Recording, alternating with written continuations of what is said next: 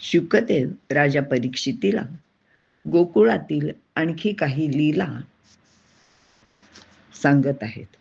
ते म्हणतात की राजा, एकदा एका यात्रा प्रसंगी गोकुळातील गोप गोपिका सर्व पूजा साहित्य घेऊन अंबिका वनात गेले होते.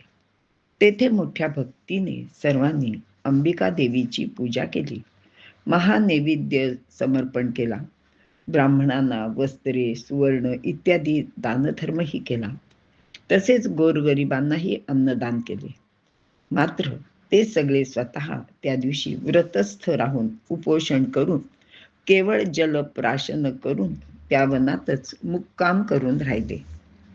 रात्री सर्वजण निद्राधीन झाले असता एका मोठ्या अजगराने येऊन नंदाचे दोन्ही पाय गिळायला सुरुवात केली. तेव्हा नंद घाबरून मोठ्याने ओरडू लागला, धावा धावा, मला भयंकर अजगर गिळते आहे. भगवंता कृष्णा, लवकर ये रे, मला सोडव रे. नंदाचे ओरडणे ऐकून सर्वजण अगदी खडबडून जागे झाले आणि त्या बघितले तर तो मोठा अजगर. बापरे. मात्र काहींनी प्रसंगावधान राखून त्यांना काठ्याने ते मारू लागले, तर काही जणांनी तर पेटत्या लाकडाने त्याला मारायचा प्रयत्न केला.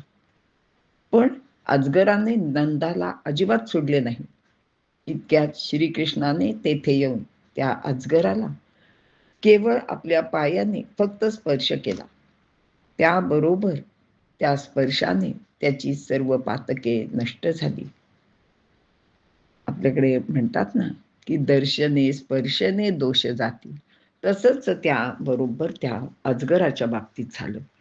त्या दिव्य स्पर्शाने त्या अजगराच्या जागी एक दिव्य अशा स्वरूपाचा गंधर्व प्रगट झाला.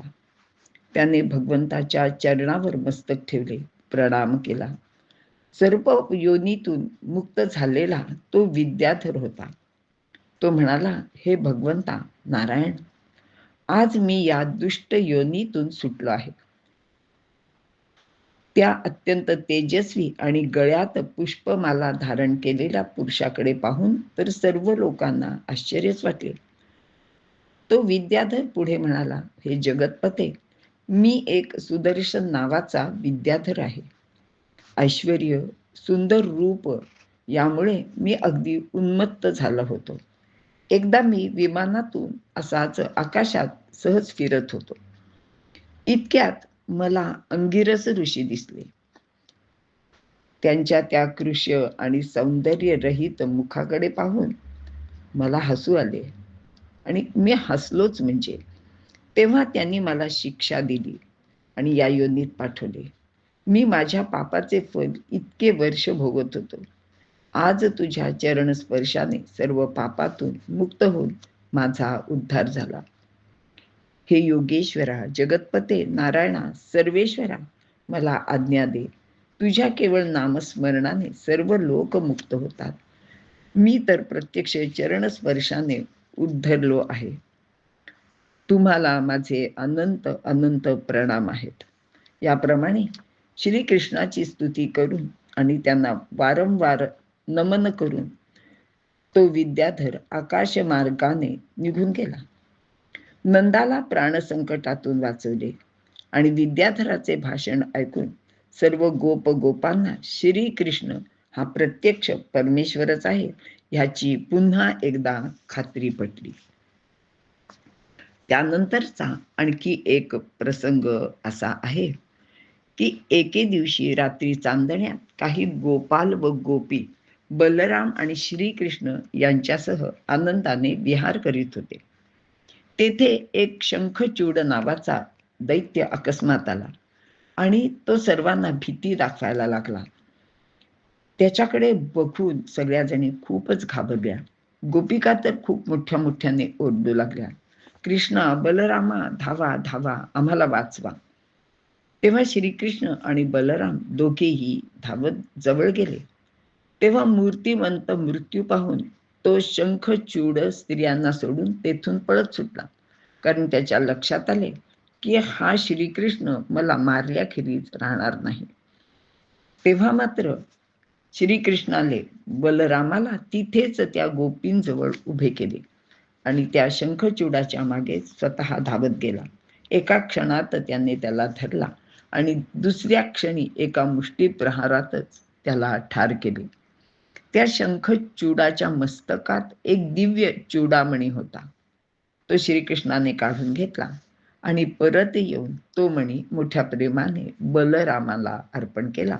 अशी ही शंखचूडाची गोष्ट आहे. तिसरी गोष्ट आहे ती पण अशीच आहे.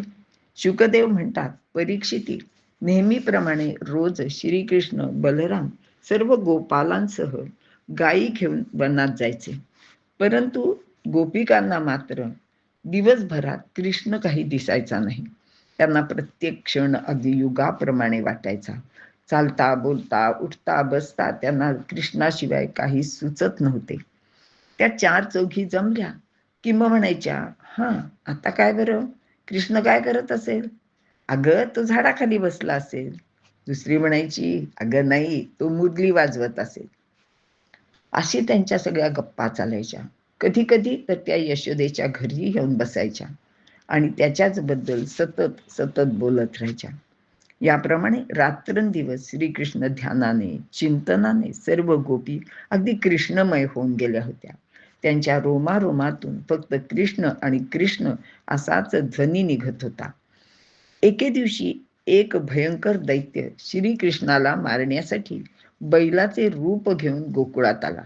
तो माजलेला भयंकर बैल डरकाळ्या फोडत गोकुळात सगळीकडे धावू लागला.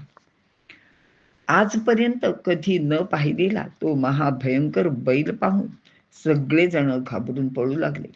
कोणी घरात लपले, कोणी झाडावर चढून बसले, कोणी मोठ्या मोठ्याने ओरडून कृष्णाला हाका मारू लागले.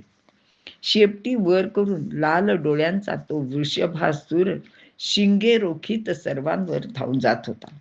त्याच्या भयंकर डरकाळ्याने काही स्त्रियांना तर गर्भपात झाल्याचे सांगितले जाते. जनावरे सुद्धा भीतीने सैरावैरा पळू लागली. सगळीकडे एकच आकांत झाला. गोपाळांच्या आरोळ्या, ओरडणे इत्यादी सर्व ऐकून श्रीकृष्ण आणि बलराम बाहेर आले. तो हाहाकार पाहून श्रीकृष्णाने त्या वृषभासुराला सांगितले, ए दुष्टा, अरे इकडे ये ना, माझ्याकडे ये. बायका पोरांवर कशाला धावून जातोस आणि त्यांना कशाला घाबरवतोस? असे म्हणून श्रीकृष्णाने त्याच्यासमोर जाऊनच उभा राहिला आणि दंड थोपटले. श्रीकृष्णाला समोर आलेला पाहिल्याबरोबर तो वृषभासूर आपले शेपूट वर करून नाकाने भयंकर श्वास सोडित क्रोधाने शिंगे रोखून कृष्णाच्या अंगावर धावून आला. तेव्हा त्याची दोन्ही शिंगे कृष्णाने हातात धरली आणि त्याला मागे रेटत रेटत जमिनीवर उताना पाडला. कृष्णाने या एवढ्याशा पोराने आपल्याला जमिनीवर लोळवावे ह्याचा त्या वृषभासुराला फार अपमान वाटला आणि त्या अपमानाने अगदी तो काय पण म्हणतो चिडून परत धडपड करून उभा राहिला. विस्तवासारखे लाल डोळे करून क्रोधाने त्याने पुन्हा कृष्णावर हल्ला केला. तो वेगाने अंगावर येत आहे असे पाहिले मात्र श्रीकृष्णाने पुन्हा त्याची दोन्ही शिंगे धरून त्याला तसाच वळवून जमिनीवर उलटा पाडला आणि एखादे आपण म्हणजे कापड किंवा कपडे पिळतो त्याप्रमाणे त्याच्या अंगावर पाय ठेवून त्याने त्याचे ते दोन्ही शिंग असे पिळायला सुरुवात केली. पर्वतासारख्या आणि माजलेल्या एवढ्या मोठ्या बैलाला श्रीकृष्ण हे काय करतो आहे हे पाहूनच सगळ्यांना आश्चर्य वाटले आणि त्यांच्या परत एकदा लक्षात आले की ह्या काही सामान्य कोणीतरी नाहीये. आणि म्हणूनच असे सांगतात की कृष्णाच्या ज्या कथा आहेत त्या फक्त ऐकायच्या असतात, त्याचे अनुकरण करायचे नाही. त्या वृषभासुराचे प्रचंड धूळ असे त्यांनी पिळायला सुरुवात केल्यावर तो रक्त ओकू लागला आणि क्षणातच मरून पडला. प्रचंड बैल मारून श्रीकृष्ण परतला. तेव्हा सर्वांनी अगदी त्याला अक्षरशः डोक्यावर घेतले आणि ते आनंदाने नाचू लागले. असे हे होते. या वृषभाचे खरे नाव होते अरिष्टासूर, पण त्याने वृषभाचे रूप घेतल्यामुळे त्याला वृषभासूर असे सगळेजण म्हणू लागले. अशा ह्या 3 कथा शुकदेवांनी परीक्षिती राजाला सांगितल्या.